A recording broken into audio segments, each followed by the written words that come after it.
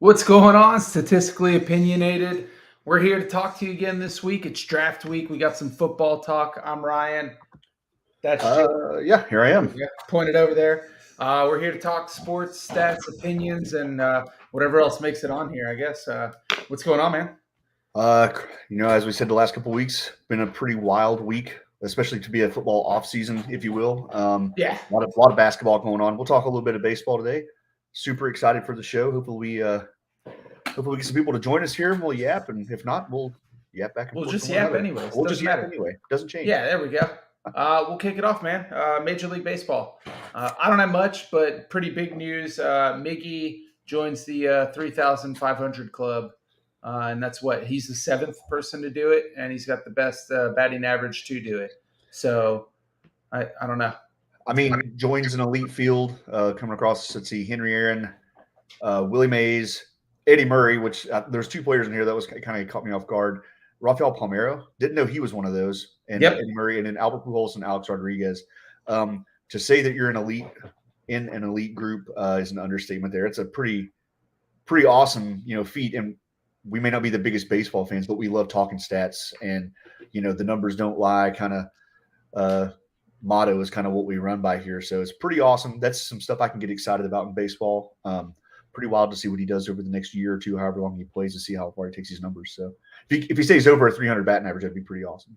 Yeah, that'd be pretty cool for him. I'm a big Miggy fan. He joined or started off with the Marlins. I believe his first hit was a center field home run for the Marlins. So it was pretty big when he started out. You said it all, man. Numbers, and that number is pretty elite on its own if you come from the hitting world in baseball. So you can't even argue it. I think what was it, the day before he actually did it? I think he didn't get to it, and people were all asking him about it. And in true fashion, he was like, "Yeah, but we didn't win the game, so I don't care." Yeah, it doesn't matter. And he's absolutely right. But maybe this is a great conversation to kind of kick off what we kind of run for the next few weeks, or we ask our or other friends and fans who are bigger baseball fans. But what automatically puts you into the Hall of Fame in baseball? I would assume that he was in well before the 3,000 hit mark, just because of the home runs and the BA to go along with it. But I'm assuming 3,000 hits is an automatic Hoff ticket right there. Or is 2,500 hits an automatic Hoff ticket there? I don't really know of what punches your ticket directly to the Hall of Fame. Obviously, that's the next step in his life. So.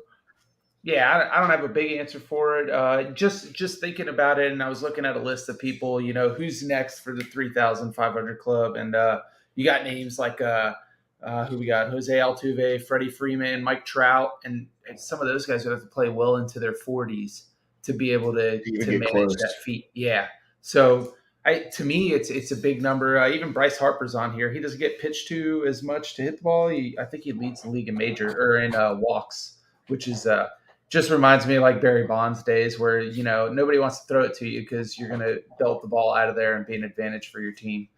Yeah. I don't know. I feel like if any sport has some strange requirements to make it to the Hall of Fame, football seems to be pretty standard. Maybe Zach Thomas is the one we could talk about. That's a sore subject there. Oh, thanks for that, Jeff. That's a good addition there. Thanks, buddy. Maybe and basketball, I feel like everybody gets into the Hall of Fame. A pulse. Be on an NBA roster for greater than 5 seasons, and you're going to the Basketball Hall of Fame. So yeah, if there are any baseball fans and you're listening, send us a message, send us something. Give us your idea of what makes it to the Hall of Fame. We'd like to hear it. I don't have a good answer for it. Yeah, maybe we're the kind of people that we can talk about, and we'll build our all-time baseball lists just so we can, aimlessly argue about something we have no clue about. So, which might be kind of fun. So, yeah, there you go. Maybe it's something we can do in the future. So, let's see. Adding to that, there's no banana news. We think we're a couple of weeks away from the season starting. So, as the Savannah Bananas start up their season, we will definitely be bringing it to you. All the stats. All the lines we can possibly bring. All the news, all the everything, the show that they put on. One more thing I do have for baseball: Sasaki out of the Japanese league. Finally, a batter took a hit off of him. It was 52 straight that he sat down before somebody got a hit off of him. pretty amazing. I think we'll see that guy. I don't know if it'll be an Ichiro situation where he'll stay for a while and then move over, because I feel like if Ichiro would have come to the league, when he was 20, Yeah. 21, something like that, when he was younger, he might have ran some numbers that nobody's ever going to catch. Does he start flirting with that 4,000 hit club that's very elite? So Well, it doesn't get you in the Hall of Fame. Ew. Yeah, I mean, but as far as there was some other baseball stuff we could have talked about, I was looking at my notes here. I almost kind of would say let's just skip that. Not that it's not important, but we have a ton of NBA and a ton of NFL draft that we want to talk about. Draft. That's the name of the episode. So let's go ahead and just jump right into the NBA, and let's give us our playoff updates here. I'm bringing up because there's a couple games that just finished. The Nuggets won. Yep, they won on I believe a 3-pointer there. I don't think it was a buzzer beater, but I believe Jokic put a nice smooth dime out, and somebody took the three. I know Jokic, and then there's probably other players on the Denver Nuggets. That's about all I know. Yeah, it was a 3-hit. Let's see. I'll bring it up right here. And then earlier today, you had the Bucks. They took the win over Chicago. Not really a surprise there. Realistically, I don't see a team. It's not that I don't see Chicago being a team that can make a run. They're also playing the Bucks, who probably have the best player in the world on their team right now, and is slowly, cruising into his prime. We saw him when he was younger, and he definitely made the team what they were, but then has slowly, I don't even want to say slowly, he's erupted into getting better and better every year, and is just out of this world at this point, and knows what it takes to win. The dude's like 27 years old.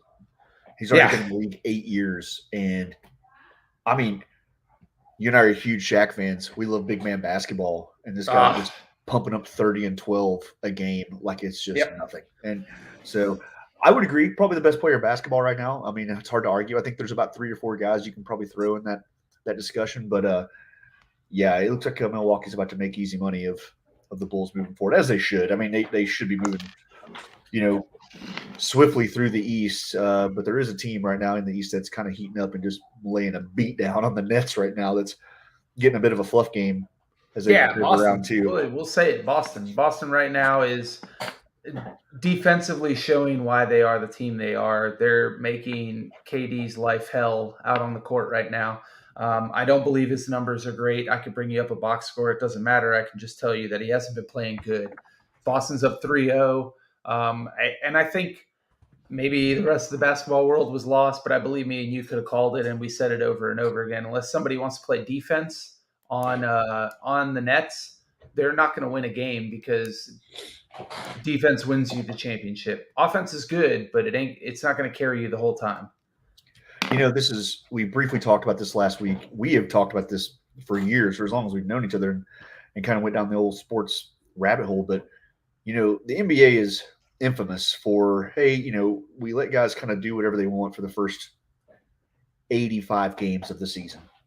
Yeah. Maybe a few less. Maybe the first game, second game of the playoffs, it gets a little weird. But these guys will remind everybody that they do know how to play defense. They just wait until the last third of the season or last quarter of the season to do so. And a lot of these these big offensive powerhouses, I mean, they kind of get smacked in the teeth for the first time the whole season. And it's those guys that adjust, that have those great playoff runs, historically speaking, like exactly like Giannis did last year. He adjusted well. Everybody in the NBA playoffs last year was preparing for him, and he just adjusted better than they played him. So he took the better step, basically. Yeah. So now we're seeing man, I really do just want to kind of take a big dump all over the Nets, just because across the board, man, I hate their coaching hire. They're a dumpster fire. I hate their coaching hire. Not that I love Steve Nash. One of the all-time greats, was a great guy to watch. I grew up watching Steve Nash, but he's not really built to handle the personalities of absolutely Kyrie and KD, and then the Ben Simmons saga that really hasn't even began there yet. So he'll be the next coach that gets fired, regardless of however the season goes out. And then I don't know. Do you think the Nets could pull off a win? That being said, Simmons was actually just ruled out for tomorrow's game, so I don't think the Nets win a game. I think they get swept. No, and I think that's a move from the organization. We've got a couple things we could talk about here, and I feel like we could spend 20 minutes. Ben Simmons isn't playing basketball because he got injured somehow, even though he wasn't playing for Philadelphia for what I believe was mental health issues, if I remember correctly. Yep. Philadelphia, basically, the city itself had so terrorized him that he no longer wanted to play basketball in Philadelphia. I guess that's a thing he could have done, but then all of a sudden, when he went to the Nets, he had a back issue, and he hadn't played basketball in over a year. So it doesn't make sense to me. I don't understand what's going on. I do believe that maybe there is some mental health issues going on that he's struggling with. We all know the guy can defend, and he's on the perfect team to utilize his assets because he doesn't need to shoot the ball at all. The only time he'll have to shoot the ball is in the fourth quarter with 2 minutes left. If they're getting fouled, whatever team is playing them will let Ben Simmons get the ball and foul him. That's the Absolutely. only stress he'll have. The rest of the time, and realistically, watching the Celtics and Nets, the 3 games they've played, the Nets need someone out there that can stop them because right now they have nobody that'll stop anything. And Boston's doing whatever they want. Tatum is doing whatever he wants out there, and it's fantastic to watch. I love seeing the guy come up in the world. I think it's been amazing. The young talent that's been cruising out in the NBA, I think it's making us forget about the KDs, maybe even the LeBrons. If you're not Absolutely. playing in playoff time, you get to see these younger guys running the court. And then you put up the coaching for the Nets. I sent you that message that I saw where Kyrie talked about how They don't even coaching have a head really, coach. yeah, it really didn't matter. KD will go do what he wants. Kyrie goes and does what he wants. Well, we might as well call this the KD and Kyrie show rather than the Nets because they're not a team. And if you watch them, they look like one guy goes down the court, does what he wants. The next time another guy goes down the court. No adjustments in the game. They're not doing anything to change what they're failing at in the game, and it's making it easy for Boston. But whatever, we can go down that roll all day long. I'm more than happy to go there. I want to point out the fact that this Celtics team that we're seeing, for the most part, was drafted by Boston. Yes, Like this is built in house, which is something what an rarely seen in the organization. NBA today. I mean, just cut from stone there. Come on. But it's pretty awesome to see that they drafted this team for the most part. And if they can, the salary cap's going to allow them to stay together. Will they want to stay together? Who knows? If they win a championship, you're going to fling out $250 to $500 million this offseason. I bet or you if the they next make a 2 years. deep run, though, they'll probably stay Yeah. together. They seem like a hungry group that wants to be together. Hey, you get that Boston mentality in your mind. We know how that's been for decades now. Oh yeah. Good on the Celtics front office finding people that they can put in the system. The coach, I believe, man, correct me if I'm wrong. Is this his first year? It's yes, because Stevens moved up into the front office. Yep. So good on them because they probably found him too and plopped him in there in the perfect situation he needed, where he could take advantage of the team that he had. I could go all day on the Nets. What a basketball disaster that they've just created there. Well, I sent you a text earlier today talking about that. I was like, and I will throw this out there, and I'll share it across our page later. There's a Facebook group out there talking about NBA stuff that we have just absolutely went bananas about the last 24 hours, and it's awesome. I love it. It is just straight argument, which is just right up my alley. If you've ever met me in person, we'll just do it. But I brought up the question of where do you put KD when we start talking about these all-time greats? Because this is absolutely a blemish on his legacy. We saw what Stephen A. said earlier yesterday, and he's pretty much just taking a dump on KD and said we can no longer declare him the best player in the world, which I think it was a false proclamation even when it was made in the last 2 years, especially since he's won the MVP race the last 3 years has not had his name in it.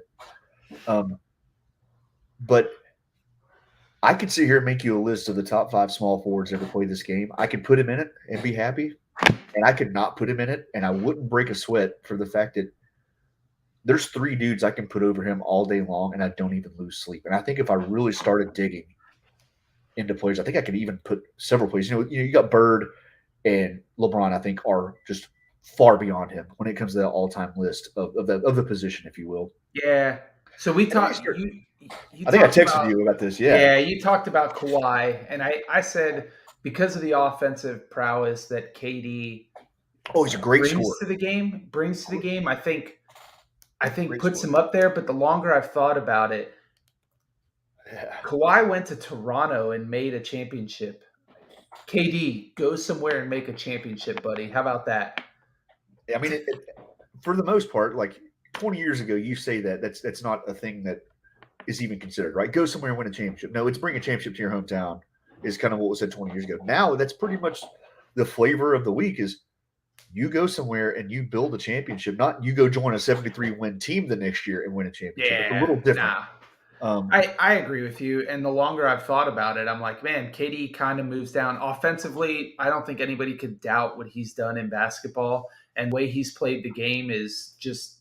I think it's changed it for guys like him and to come. But to me, it's a mentality thing. I feel like there's players in the NBA that are, they'll take the beating and keep on going, and then there's other yeah. players that take the beating and they're not willing or they're not mentally capable of continuing on. And man, I mean, just think about this. We love the plug and play, right? Like, could Bird or Magic play today? Vice versa. Could Kawhi, LeBron, could these guys, could Jokic play yesteryear, if you will? And could you just imagine Durant coming up in the 80s and 90s where like it comes out in the newspaper, the day before the game, like, we're going to punch that dude in the face. And if he tries to come to paint, we're going to punch him in the face twice. And then we're yeah, going to wait for the next play. And he's going to come down. We're going to punch him in the face again until he's tired of getting punched in the face. That's just how it's exactly. going to happen. And I mean, dude, you can't go make a second Twitter handle to follow what's going on with you, buddy. I don't know. So like it's just a weird dynamic, a weird situation with Just him. imagine like who could I think of? They're playing Boston, so imagine like a Kevin Garnett. He's got him for a whole series. You know what I mean? And he can just first off, Kevin Garnett's going to wear you down physically because that's what he Oh did yeah. extremely well. But he's also going to talk to you the whole game. And I could just imagine Durant losing it throughout a whole series with someone like that, mentally just being incapable of taking Right. that pressure because those guys didn't care. What 2008, 2009 Boston, whatever that team was, 2008, something like that. Yeah. Oh, that team would be destroying Durant right now. I'm telling you, it would be. It would just. It's a different game. I get that. I just love thinking about how I'd plug and play, how I watch this guy play, and it's weird, man. He is just a weird dude. One of the best offensive players I've ever seen in my life, but he's such a liability between the years and on the Yeah. defensive side of the court that I don't know. I'm my official claim today is I'm over Kevin Durant. I'm ready to move on from something else, and Good, because there's yeah, plenty of young talent that's out in the NBA right now, yeah, and you're watching him go up against it too. got here old So school. I did want to say the Raptors won yesterday, and that was to me. I don't think the Raptors are going to win the series, but in my mind, I also think, man, Doc Rivers is the coach, and he's really good at losing series when he's 3-1. He's doing Doc Rivers stuff right now. Yeah. Also, who else played? Timberwolves beat the Grizzlies yesterday. Carl Anthony Towns went out there and just he threw down the hammer. Wet bananas. Yeah, whatever happened in game 3, I guess he, went home, put a couple pounders down and said, I'm going to forget about this. And we're going to move to game 4 and play basketball. It was close. It was down to the line, but still went out there and dominated the game. Right now, I believe the Heat tipped off. Yep, they did. We'll You keep got that the up. We'll Heat keep going playing back and right forth on now. that. Yep, the Heat and the Hawks. I was trying to look up updates on what's his name. I don't know why I can't think of it right now. Kyle Lowry, if he was going to play today or not. And I haven't seen that he wasn't going to play. I was kind of going through the upcoming games. I didn't see anything he wasn't going to play. I didn't. And his interview after Game 3, he was like, I think his quote was, "I'm Wolverine. I'll be on the court." And I was like, all right, well, I can't argue with you there, man. Okay, yeah. I would probably pick a better reference to make there, a better analogy. But hey, cool, man. Go Wolverine, I guess.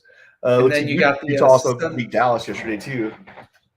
yeah, they did. Getting that. Sorry, I didn't want to jump in on that game, but No, you're good. I don't even want to go down talking about the Heat right now because my brain will just go down a rabbit hole of what's going on, and I don't know. What's the thought on Toronto beating Philly yesterday? And then now this is coming out that Embiid's going to need hand surgery here. However the season goes, he needs hand surgery on his thumb, or he needs some surgery on his hand. So I was watching part of that game, and definitely after everything happened, he did look like he was limited more physically, just because knowing your hands like that, you're not going to reach up for the ball as a big guy and go in hard like you were before. So there could be, man. another Doc Rivers just let down. How does somebody pick him as a coach? I, and he's like, I've seen rumor mills, regardless how this season goes, that he's on the short list for Los Angeles. That's a The other Los conversation we're Angeles going to team, get to here in a couple minutes. which All is right. that's going to be just bizarre to think about. But I mean, I don't know. That's the dude had a stacked Celtics team to win his only chip, and it was all lining up in a game that where they were 2 or 3 plays away in the Eastern Conference Finals from LeBron beating their ass anyway, and them not getting a chance to go. So I don't know, but he's a household name. The same thing happens in the NFL, and I'm sure it happens just as much in baseball. Like once you're in the seat, it's an act of God to get you.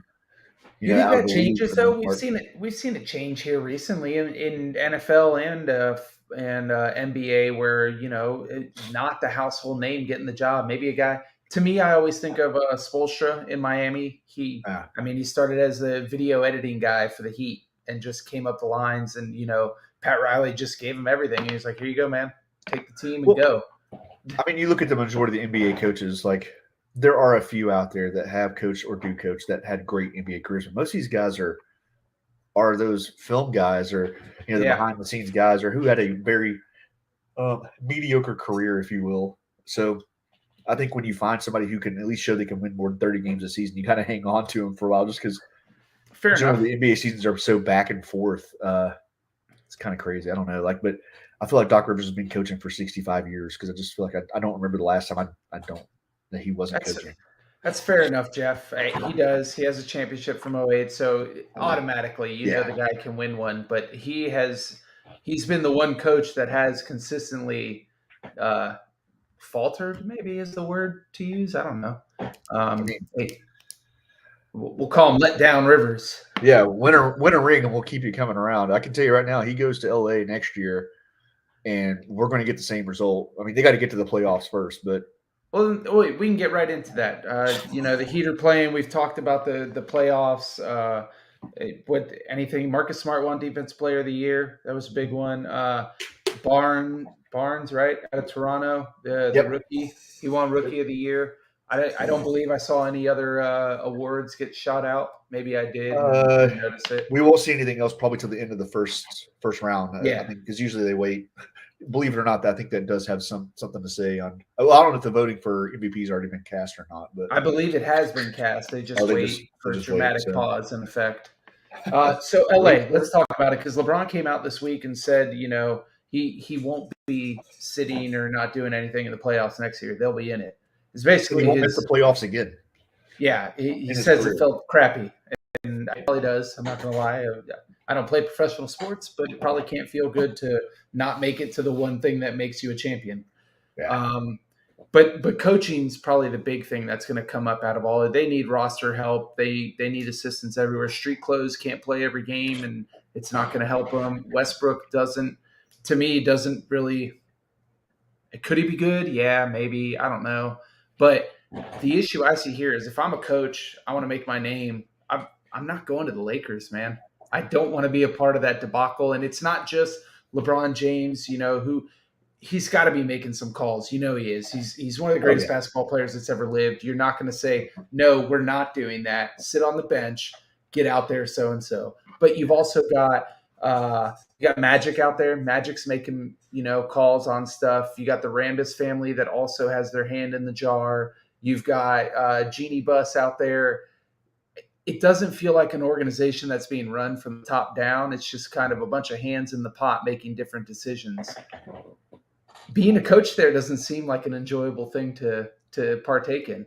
There couldn't be.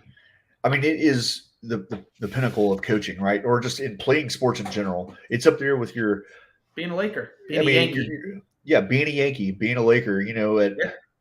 Maybe some would say being a Patriot at some form, but playing for the Cowboys, like Dak Prescott, is in a miserable situation because the guy makes $50 million a year, and if you're not winning a Super Bowl, you're not doing what they need to do. And I mean, it's Dallas. We know they're not winning the Super Bowl, so there's always next year. Yeah, you go to LA right now.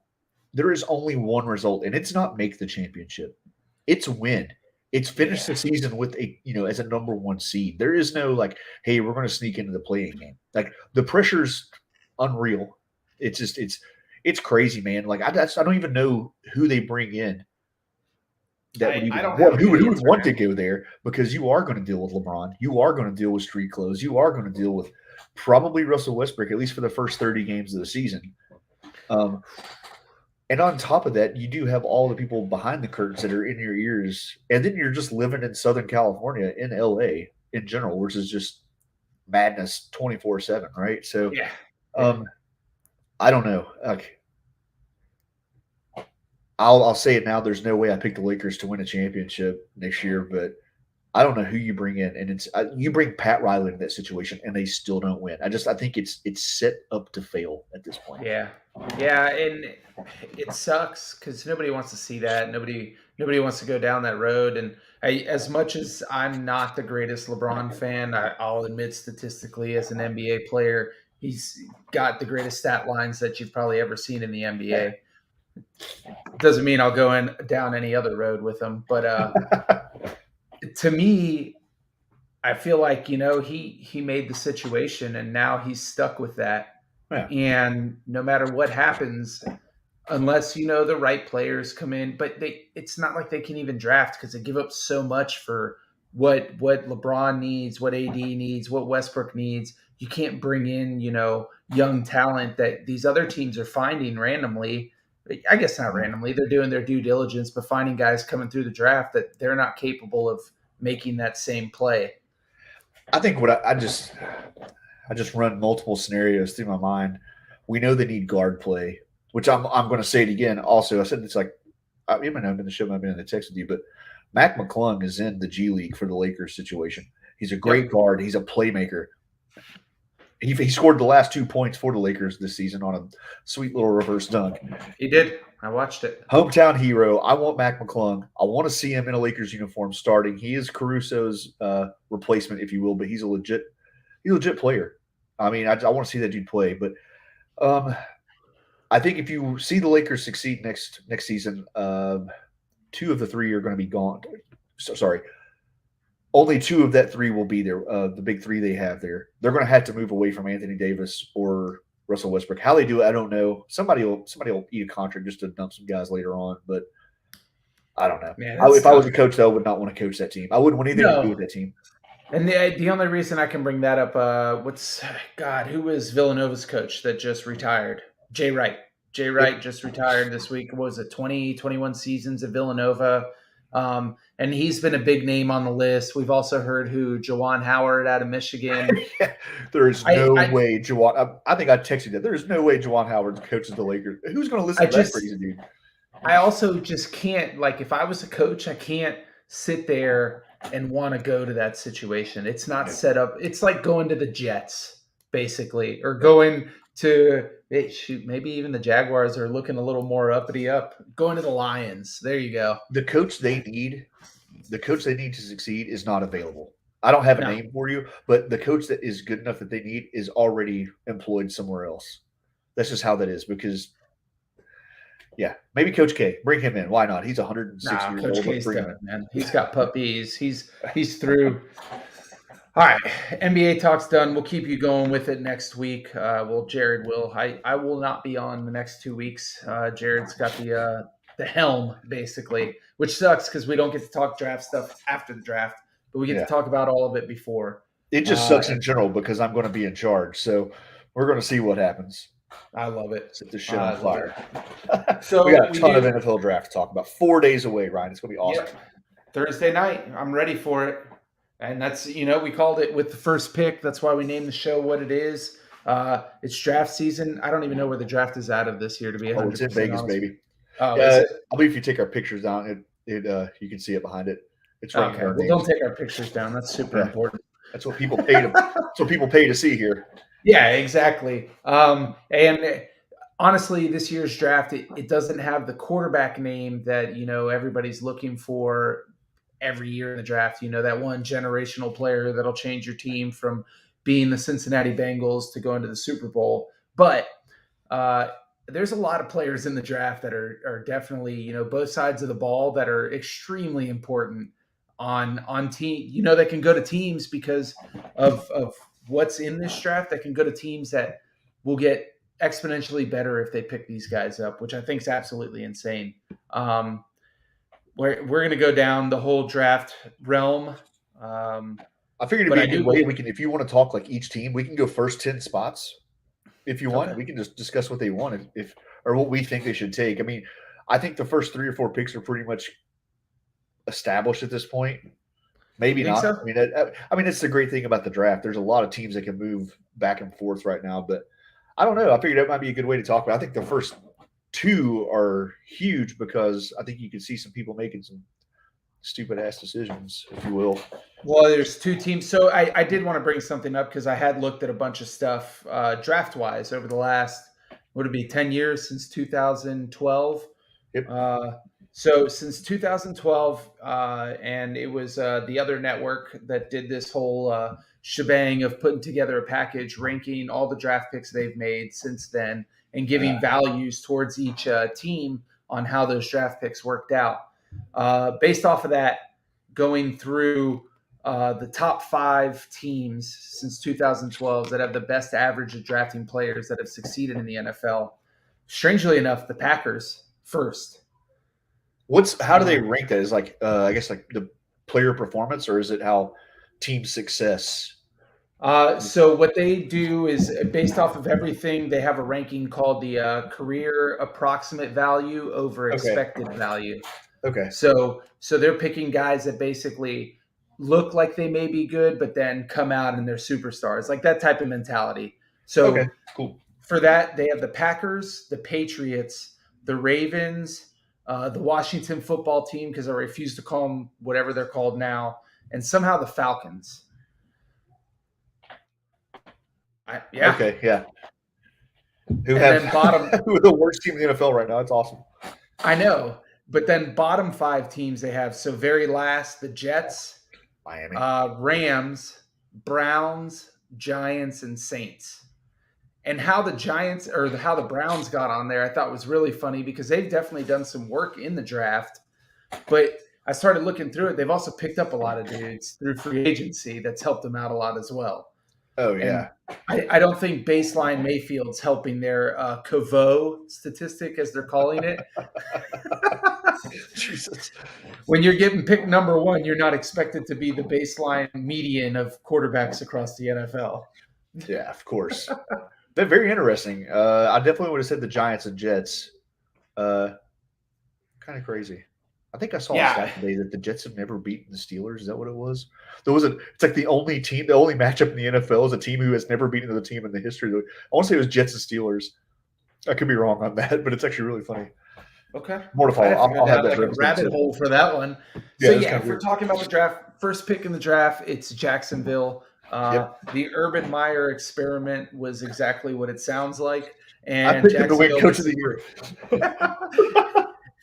He won Bum of the Year. That's what he won. Oil Checker of the Year. Oil Check. Oh my God, you beat me to it. Oh my God. So you got Jacksonville up first. Do they trade? I don't see them trading. I think they can take a generational talent, at least on defense. I think Aiden Hutchinson, who's predicted, is who they're going to pick as the first pick of the draft. I believe he helps their defense. He doesn't help their offense, but maybe he does in the fact that he can keep the defense off the field longer and the offense may get to do something. I don't know. I was looking at a possible trade there. Ooh. The only trade I see where they give it away is generally they say it's 3 for 1 to get the number 1. It's usually 3 first rounders to get the first pick. I did watch draft day, yes. Yeah, unless they say it's a situation where you have the ultra name, the Burrow coming out, or something like that. The ultra name coming out, that they'll say it's about 4. But you got the Giants who have the Giants? Yeah, Giants have the number 5 and number 7. Would they offer 5 and 7 to move up number 1 to take it? Is there anybody on there? Because I don't know how they're committed to Daniel Jones right now. There's definitely not a quarterback to take worth taking number 1. No. But I think that's the only way you see that first pick being really given up, unless they just get, they get the farm. But it looks like across all mock drafts we're seeing, he absolutely needs help. I would go off the line, but I don't think I don't know who takes the first pick, but Aiden Hutchinson is going to be the number one pick in this year's draft. Yeah, I'm I hard agree pressed with that you. he's not going to be the number one pick. So I don't think, as Jeff put there, and you know what, I'll pop it up there. He does need help. I don't think there's an offensive lineman that goes number one. Although, what's it? Neal out of Alabama, I believe, is the number one ranked offensive lineman. So do they trade back? Maybe that's an idea. They trade back because I don't think there's a receiver as well that's ranked up there high enough. Yeah. First receiver going. What do I got? I don't even have a receiver in my top 15 list that I have here. So I brought up a top 15 or top 20 prospects as of like yesterday. Yeah. There's two offensive linemen right now. So so maybe they do. You can't go wrong drafting an offensive lineman as a football team. You can't go wrong, and I bet you Trevor Lawrence looks around like, "Oh, thanks, man. I'm tired of getting tackled." Yeah, put that 6'4" refrigerator in front of me to help out a little bit. So yep. Even though they need a tackle, I'm hard pressed that you let somebody like Hutchinson go. I believe Harbaugh at the Ravens has been very clear about this. He goes, "There's a time in the draft where you take best available, not what you need," and I think he's that good. I think he is heads and shoulders above everybody else in this draft, and he's that one guy that you have to take over everybody. So, especially if you need somebody who's, an edge rush. So the only thing I will say about that, just edge wise, I believe there's like 3 or 4 guys in the first round that are edge rushers that are big name dudes that look like solid. The dude from Oregon looks like a beast. Was it Thibodeau? Thibodeau, from Oregon's a beast. You got the guy from Purdue too. He's another big guy. I believe there's a couple. So maybe that brings in the idea. Well, shoot, man, maybe we do trade this number one pick. We move back. We get an offensive lineman and an edge rusher. That type of mentality in the draft. Who knows? I don't know. I feel like the Giants. It is the Giants, right? They have 5 and 7. 5 and 7. Yep. Yeah, so I feel like they are the type of team that would like to get rid of all their top 10 draft picks because they don't do anything with them anyways on a normal basis and give another team an advantage. I don't know. So second pick, you got – who do we got here? Detroit, right? Yep. What does Detroit need? According to Mel Kiper, you got QB, edge, and defensive back in that order. No way they take a quarterback. There's no way you take one of the quarterbacks available with the number 2 pick. If you're Detroit, that's how you do it. But you have Goff, he's not great, but he's not worth giving up a number 2 for a quarterback right now. Another great situation where they could trade back, maybe get that number 5 or number 7 and a later pick from the Giants. But like you said, right before you went into number 2, there's like 3 edge dudes right here that are available. And once again, I love Thibodeau. And if you don't need offensive lineman, this is another great chance to take an outside edge presence there. So Detroit absolutely needs everything, Jeff. I thought that was actually one of the funniest things to see here. Is like, how are we going to talk about Detroit? Because, well, they're trash. So yeah. Detroit needs everything. It's hard to guess. I'm super excited about Thursday night. I'm going to be sitting there at the edge of my seat like I normally do for the draft, even though actually we'll get to it. Carolina has a draft pick. We're going to talk about it because I've got an idea in my brain that I've stewed over, and we'll get to that point because I think it'll be fun. But next up, you got Houston. Houston's another team that needs everybody. Yep. So who do you go for, man? Hey, what do? You get what impacts your team the most? I don't know. You're not picking a quarterback. The one thing that impacts your team the most, you're not getting this year. Not at 3. Let me ask you this, and this is in my little notes I have here. Davis Mills, right? That's the QB there. He didn't play horrible. No, he did not. And I actually, even though his neck is 7 feet long, he did not play horrible. God, he's such an awful looking human being. That's coming from me. He did not. Honestly, I'd give him another year, see how he does this year, and you can pick up some defensive help. They need offensive help. They need defensive help. They need everything. Yeah, I'm coming across the numbers. He only played in 11 games, 2,700 yards and 19 touchdowns, 16 touchdowns. How many I think this is a interceptions? great opportunity where you take an offensive lineman and you You put think so? somebody around him. This is who I would have as going first lineman off the board. I believe it is Neal from Neil Alabama. out of Alabama? Yeah. Yeah. He'd definitely be number one. Yeah, I think that's where I'd go. Texans are also noted for need a defensive back. So you got maybe Kyle Hamilton out of Notre Dame, who is an absolute monster at safety, 6'4", 225, I believe. Just a big dude. So Yeah. I would say safety or offensive lineman. It You sounds like you're got going to what's give his Bills name another too shot. out of Cincinnati. He's not a safety though. He's a cornerback, so he'd be a lockdown type of guy. Sauce Gardner. Yeah, Sauce Gardner. Gardner. Yeah, maybe another guy to help you out. I don't know. I wonder what it's like being a GM when your team just has so many needs. Yeah. Like Trade everything. Well, yeah. Do you make that decision? Like, I got a third pick. I want 5 more picks in the draft. Do I give up the third pick and get more people for the opportunity of success? Yeah.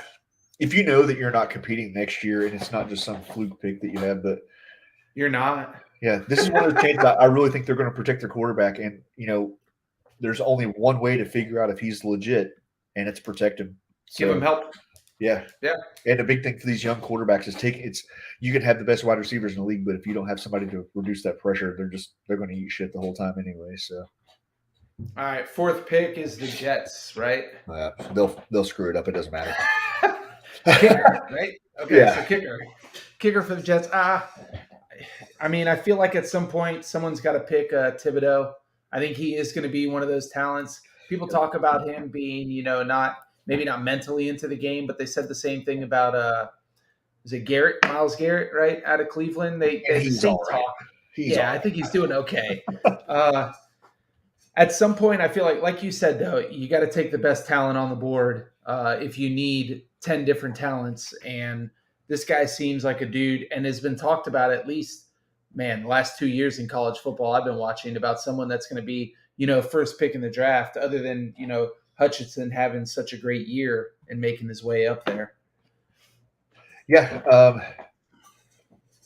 And I'm just giving you my picks for the top 4 or top 3 who I think they're going to be. If it was to roll those 3 picks, the way I think the Jets go with a wide receiver here. So dude out of Ohio State, Garrett Wilson. And the reason I said that is not so much that I think he's the 3rd best player, but every wide receiver move you've seen in the last – or 4th pick, sorry. He's not the best – or every wide receiver move you've seen happen in the last 2 or 3 weeks, it seems like the Jets' name gets brought up a little bit. Well, he's probably going to sign with New York. So it makes me think, either one, they're just throwing out this big, charade out there that, hey, we need a wide receiver, which I think you need a quarterback. But maybe they put a little bit of something around. Was it Zach? Was it Wilson? Is that his name? Yeah, Wilson. Zach Wilson. So you put the number 1 receiver prospect around him, and now you get a wide receiver for chump change, if you will. Especially in right now's wide receiver market. So I figured that's what they would go, or the Jets would be the one team that pulls the trigger on a quarterback right now. And this is where, I look at that Northeast, maybe a Pickett sneaks in there, a Kenny Pickett, just because he's from the Northeast. Playing from the Northeast, kind of. So I don't think they'll take quarterback, but if there was that surprise pick in those first 4 picks, that would probably be where I'd put it. Okay. I don't know.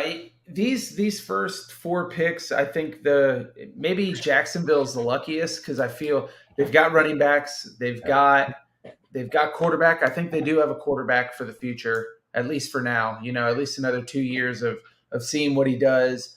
I might even take away this year because of what Urban Meyer did to the team itself. Yeah, absolutely. He's got receivers out there now, though. I believe they overpaid for Christian Kirk. I believe. I think they gave him somewhere around $90 million more than he actually deserved, but whatever. I'm looking up his right now.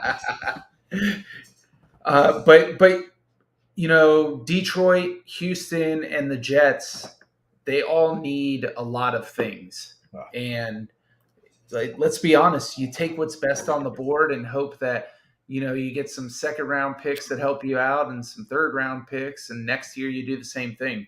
That's how they have to do it. Pick number 5. You got the New York Football Jets. right? Football, New York Jet, whatever you want to Oh call them. yeah, I don't know. the Giants. So this is one of the spots I've seen. You've already talked about, the Giants. I said the Jets. I don't know why. I meant the Giants. Sorry, man. You're good.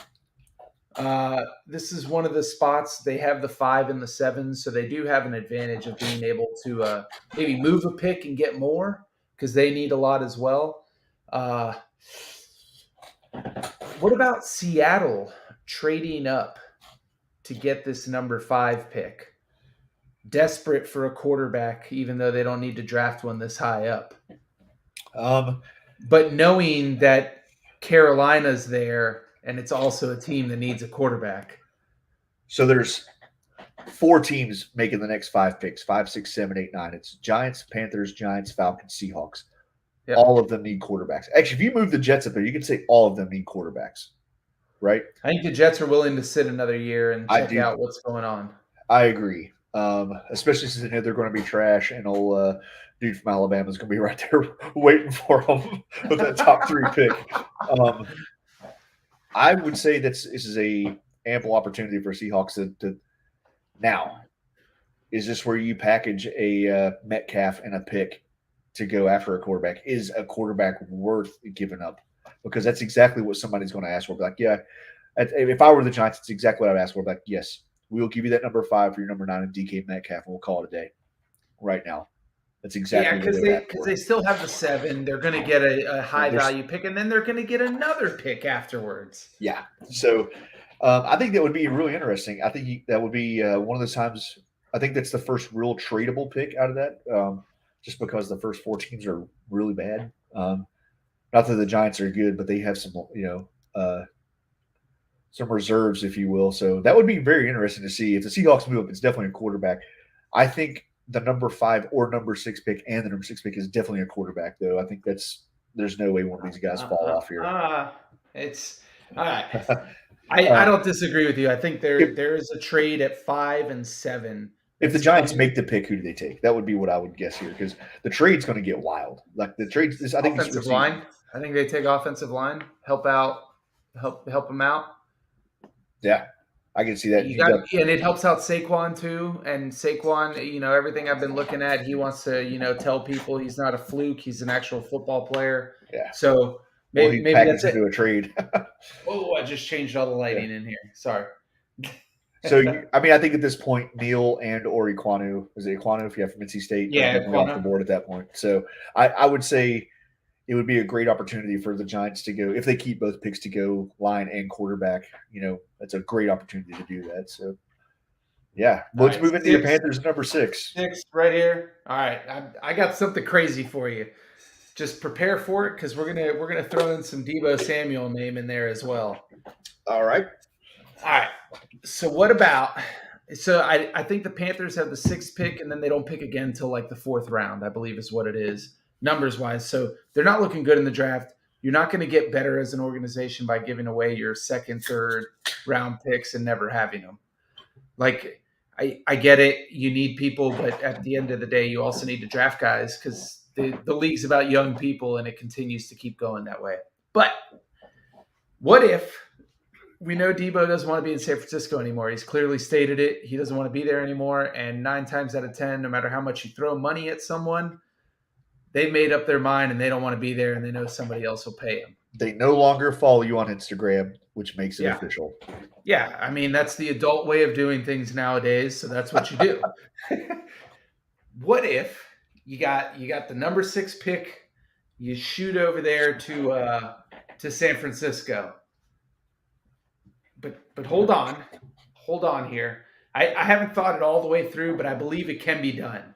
Because if you throw that number 6 pick over there, it might not be 100% compensation for Deebo, but it's still pretty good because you're also going to get wide receivers out of this draft.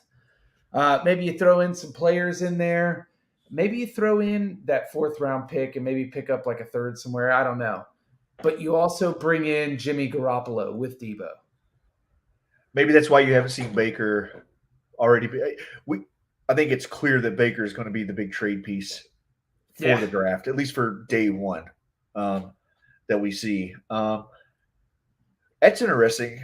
Are you Now saying Debo and? You've got Debo and Christian McCaffrey playing the backfield and the open field there in Carolina.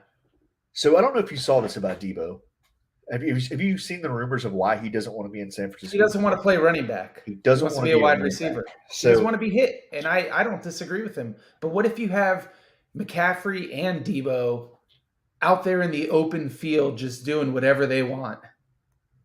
I'm just wondering how they package it because I wasn't expecting you to say a trade with the 49ers because my immediate thought was CMC in the number 6 for Debo and maybe Garoppolo. I And I think don't you know if can't you get do rid a of 2-for-1. CMC, though. I mean, we know our stance on paying running backs in general. Yeah, I know. Um, They already did it, though. That's the problem. I mean, the rule of thumb is you pay a running back, you play 2 years, you regret it, you trade it off. Yep, there you go. Or they retire because they're about to die. But I don't know. I think that would be an interesting pick. I'm very curious to what Debo calls for as far as draft stock, if you will. Okay. Okay. He's probably one of these 2 or 3 pick kind of guys. So I don't know if a number 6 overall and a 3rd or 4th rounder gets him. I think you're going to give up some. But he wants to go. I think that helps the situation as he wants out. And yeah, I would be very. That's interesting. I don't know. we'll write that down. We'll write that down for chats. Because I've been trying to think of where I see Debo going this whole time, and you know, I've looked at maybe the Jags like picking him up at some point. Like I see him getting priced up pieced up with a big quarterback, And I think do the Panthers make more money off getting a home run wide receiver combo or getting a quarterback right now? I mean, obviously all teams hit a home run with the quarterback if you get the guy, but obviously the guy's not available right now. So I guess I never thought of Panthers being a destination for him, but that's kind of interesting. I don't know. They have the stock. I don't know. My big thing is I feel like everybody's being jazzed up on Malik Willis, and I'm not saying he's not a bad quarterback. I think they're saying he is the number 1 quarterback for this year. To me, he's a smaller guy who moves a lot, which in my mind automatically all right, longevity's out the window if he's got to use his legs. Kenny Pickett to me is the guy can throw the football. He's proved he can throw the football. He understands football. But I don't think anybody's jumping up to number 6 to pick him. Is the problem, I think. I look at the competition he played against too. Is and Willis had a great combine. He really did. Yeah, probably had the best combine out of all the quarterbacks. Is why they're calling him number 1 right now. But at least Pickett played against some legit defense, and then he got Corral, who's going to drop to the mid-first round. Yeah, and who might actually be the steal of the draft when it comes to quarterbacks long term if he's actually healthy when it comes. That's true. That's very true. Comes to fruition, if you will. But this is where it gets really interesting to me. I think the Panthers actually draft a quarterback at number 6. I think they keep it and they draft. I think they go with a Pickett or a Willis. What if they move back a couple, maybe 5 picks, but they also get a second rounder out of it too? I think you could drop outside of the top 10 and go 15 or 20 and still get Corral, or maybe even get Pickett at that point. Who knows what's going to happen? That's what I was saying. Like every team on the top 10 list needs a quarterback right now. And it's not even funny. And there's 2 teams that absolutely are dying for a quarterback, and Seahawks being one of those teams. So yep, I would probably put the Panthers in that group as well, just because. Actually, I'd probably put the Jets over the Panthers and needing a quarterback a little harder than most because Darnold still shows a glimpse of, as long as he's not seeing ghosts. Like he's a. I think he always sees them though. He always sees them. Yeah, so it'd be kind of interesting. Which kind of takes us into that 7th pick. I think we'll see a crazy trade, but if not, I think it would be a great opportunity to see the Giants do a quarterback and give them a offensive lineman combo. I think to me, if I was a GM, and I'm playing Madden, obviously I'm not a pro GM, but if I can protect a quarterback, whether it be in a trade or build around him, so definitely interesting there. Then you go to the Falcons. Yeah, I'm not going to argue that. It's hard to talk about that Giants in the second pick. I'll tell you right now, if the wide receiver's not off the board, that's where they go. You think so? I think pair him with Pitts out there, and now you've got. Yep. Who's throwing to him? Mariota is now throwing to him. I don't think they take a quarterback because I don't think any quarterback they take is better than Mariota. Not that he was bad before, but I think this is an opportunity. One, you just lost Ridley for the year. You got Pitts, is a great tight end who's looks like he's going to be a great tight end. Yeah. Give Mariota every excuse to not be good. You got Patterson too. Yeah, put it around him. Put it around him right now and see what Fair happens. enough. I think that's Fair a enough.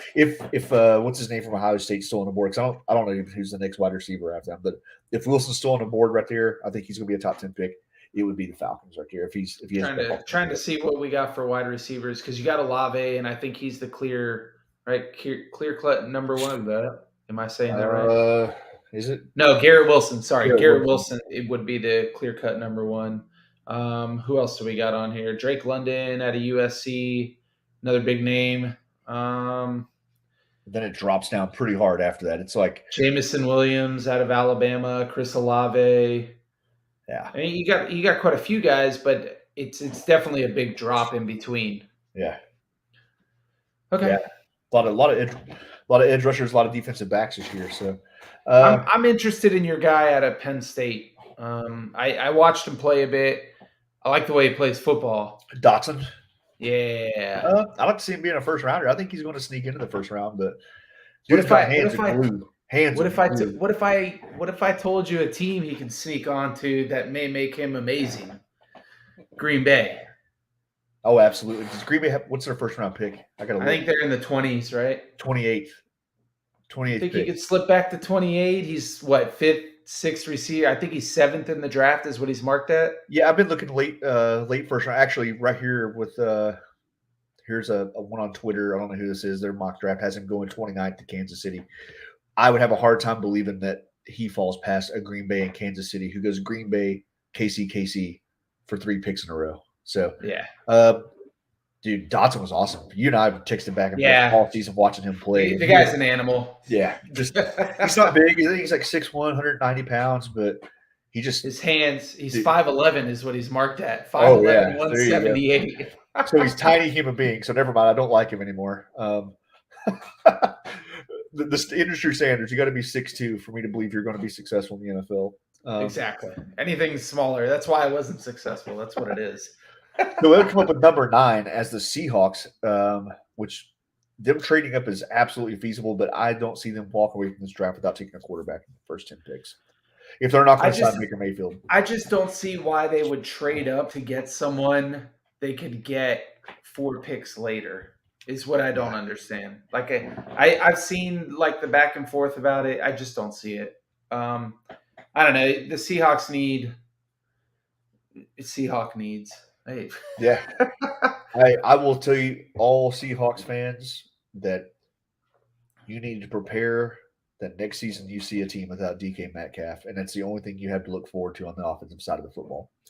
So you've already lost your overrated quarterback in Russell Wilson, but you're about to lose the best receiving piece you have there, and DK is going to be gone. Not that he doesn't need to be in Seattle and they don't want him, but he's really the only thing worth a shit that on that side of the football they have to trade, and you're going to have to give it away if you want to get better in any way. So I think that's what happens.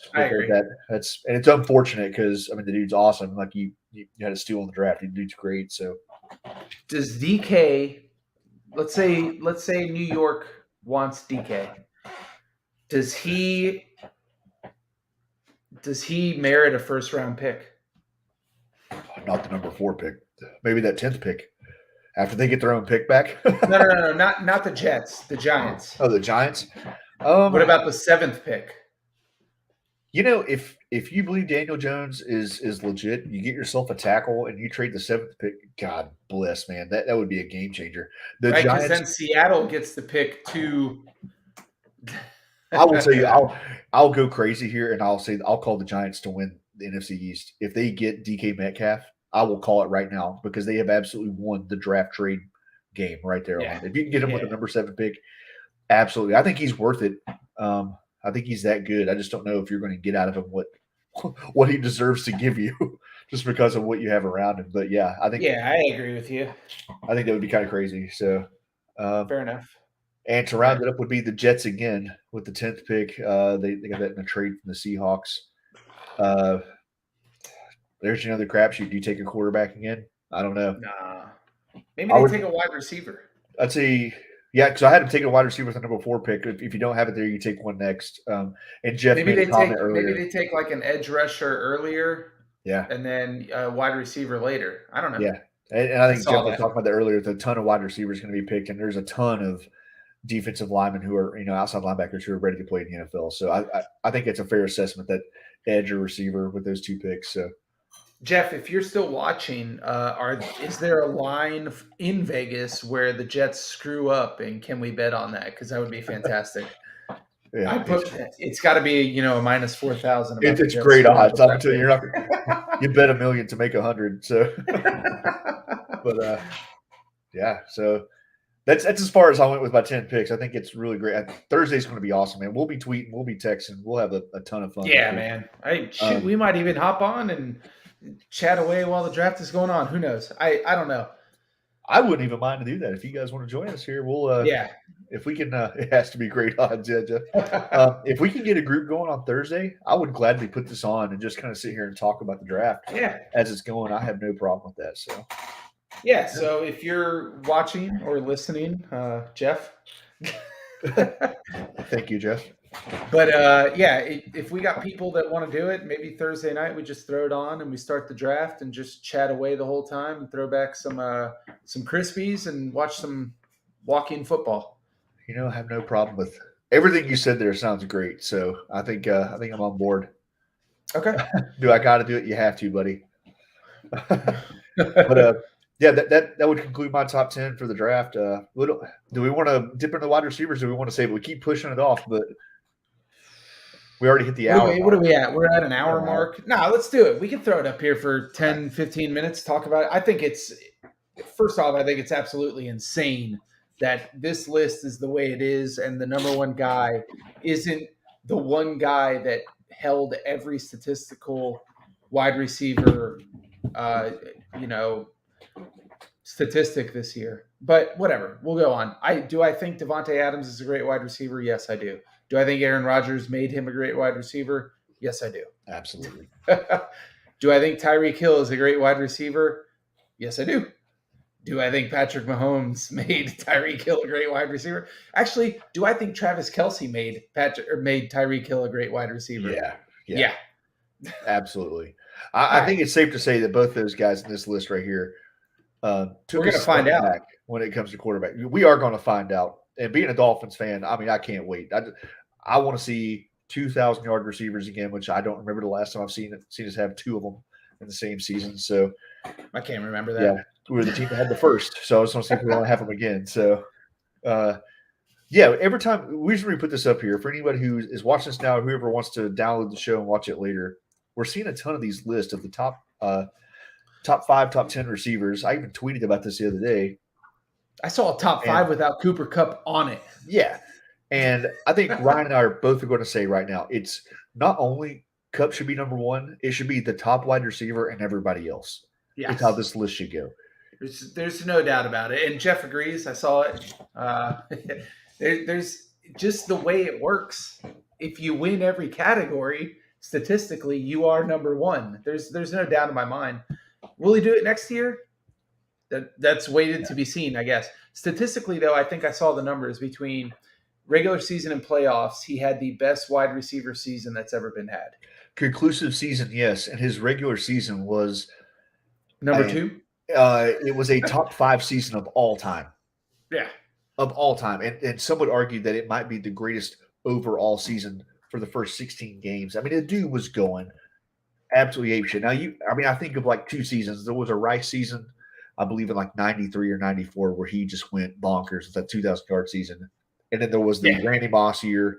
Megatron had a big year, right? About 6 or 7, 8 years ago. And then there was this season. Dude had 145 catches, 1,900 yards, and 16 touchdowns. He led the league in four of the 5 major statistical categories, being receptions, yards, touchdowns, and yards per game. The only thing he didn't lead was yards per reception, because some dipshit who caught 35 balls all for 30 yards apiece is winning that discussion. Yeah, fair enough. So am I saying the top 2 guys are bad receivers? Absolutely not. And they got paid like they're not bad receivers this year. DeAndre Hopkins, I don't know what to say because I think he's a great receiver, but on top of that, I mean, I here's mean, the thing about D Hop is look where he's at. He only played in yeah, 10 games last year, right? He still had 572 yards and 8 touchdowns. I would say you take away Tyreek Hill because of what he had last year, but D Hop may have the worst quarterback on that list. you think so? Him or Debo. I think he's up there, man. I'm not on the Kyler Murray train. I I'll don't go believe with that at all. Debo just because, as much as I just Yeah. talked about Garoppolo and Debo going to Carolina, I detest Garoppolo. Or I should probably say that like you got Kyler Murray, and I'll put Ryan Tannehill and Garoppolo are the bottom three, and then everybody else have the best quarterbacks in the game. Like for last year. All right, so now I want to point out I don't think there's arguments about Stephon Diggs. He deserves what he get. Like fantastic receiver. Justin Jefferson, I believe, has the most yards these last 2 years as a wide receiver. Absolutely insane. Keenan Allen is a fantastic wide receiver. There's no doubt about it. He plays on a team that makes horrible decisions in a coaching fashion, and I think that leads him to where he's at. Debo is fantastic. There's no doubt about it. Come on over to Carolina. Nobody will be pissed off in Carolina for that. AJ Brown is also great. I do believe AJ Brown, Debo, and I can't remember the third wide receiver that we're talking about it. They're not playing until they get paid, is what they're saying.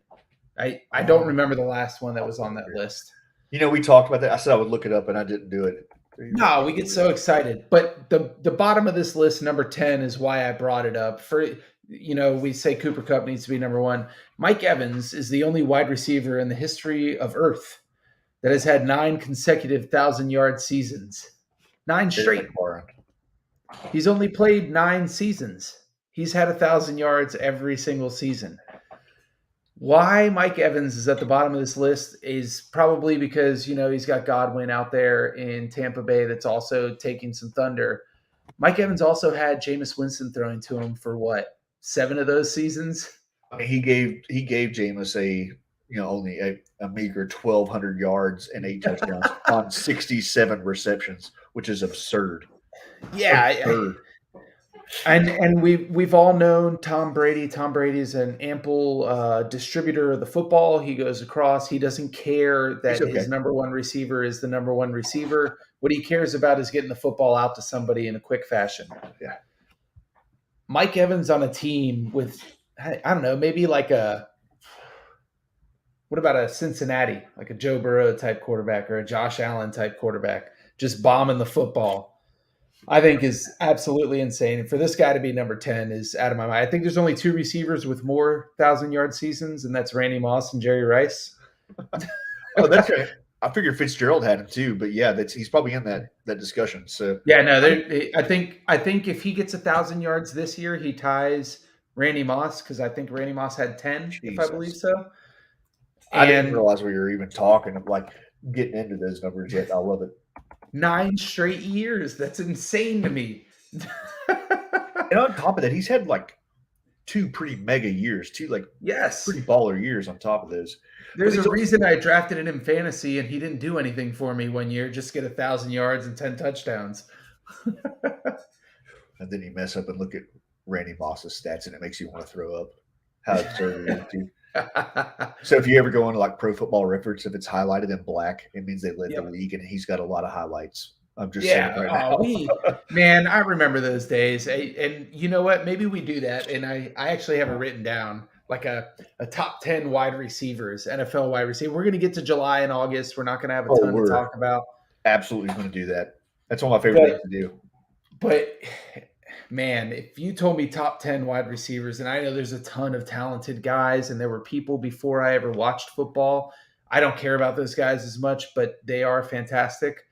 Randy Moss, just based off the eye test of what I watched those years that he played football, is the greatest thing that ever played wide receiver in my face. Oh, yeah. Dude, if I made my top 5 right now, I wouldn't put D-Hop in there. Cooper Kupp's number 1, and I think it's no question. I think my number 2 might be Justin Jefferson right now. The dude's a baller. He's amazing. You give Jamar Chase another year like he had this year. Oh, right? We'll be talking about him, right? Yeah. I think I would even throw a Devontae is probably my number 3 in that list. Mike Evans is probably going to be 4. Tyreek's number 5 out of that list right there. Just because of Debo's not, we don't know what he is yet.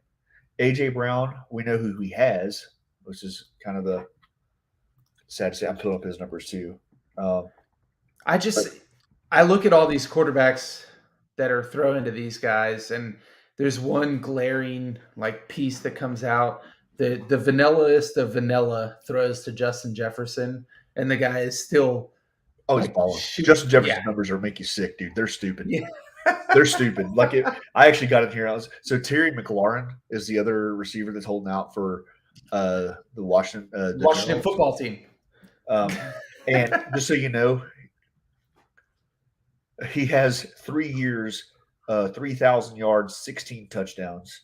That's pretty much 2 seasons for Jefferson. So Jefferson's done what he's done in 2 years, in a third of as many games. So does that make you think, just from a college football level, think of it this in your mind? Joe Burrow threw to Justin Jefferson and Jamar Chase, yeah, and they won that national championship. now you no know why wonder they why. won. Yeah. Kind of crazy. So I would definitely rearrange that list though. Like I think we're going to see how good Devontae Adams and Tyreek Hill really are, even though like I agree. receivers historically drop off, that year 8, give or take year 7. Especially guys like Tyreek Hill who require their legs to be Yeah, he's a speedster. to be what they are. Now, that being said, he went to a team that has another Tyreek 9 Hill. other speedsters. Yeah, they're all 5'8", 160 pounds, lightning fast. So who knows? And he went. I'm excited. I'm not gonna lie, man. I'm excited to see the Dolphins just because I want to see like maybe a quad slant play, just run and see what happens. The Dolphins are a team that aren't going to win many games in the regular season, but you play with them on Madden just because you're going to score. Yeah, man. So, but yeah, I'm glad we threw that up there. We pushed it off last week, almost pushed it off this week. So somehow we got into 40 minutes of basketball talk last week. I don't know how that happened. Crazy. Crazy. Yeah. Other than that, man, I don't think there was much in the free agent world this year. I do believe, actually, I do have one big piece of news in the free agent world that I saw. Tom Brady restructured his contract. Okay. To save the Bucks. I believe it was $9 million is what it was. I know that he had offered. He did restructure. Yeah, created over $9 million of cap. So he's making like $18 million this year, rightfully so. Yeah, but I just in my mind, I think, man, $9 million, that might bring someone to the table that wants to win a ring, I mean, it absolutely could. If anybody's available, they're ready to go. They are definitely going to be making a move come draft or post draft right here, just because. Well, we saw what they did with their team last year. They didn't. They kind of fell short, and the Rams kind of heated up when it counted and had some things kind of go their way too. So that's all part of the luck of the draw there, though, man. You get hot when it means. Hey, look at Golden State right now, getting hot when you need to get hot. Yeah, even though they lost. They lost. They did lose them. Next week we'll dive into the draft a little more. Ryan, you won't be here, but we'll still follow up on if you have self-service, text them with us if you can. Okay. No promises there. I will. I will if I can. That being said, we may chime in on Thursday to talk about the draft. Let's see. You can find us on Twitter. You can find us on Amazon, Spotify, pretty much anywhere you can download a podcast, you can find us. So definitely tune in, check us out, chime in for the most part, because we're just two knuckleheads talking about things we like up here. So definitely chime in, and we'll have some fun with this stuff. But that's all I got for this week, man. Yeah, man, I had fun. If you guys like this, like it, share it, find us, throw it out, tell your friends about us. If they hate us, tell us they're wrong, and we'll move on. Come on the show. And we'll see. Put some stats on it. All right, guys. See ya. All right, see you guys.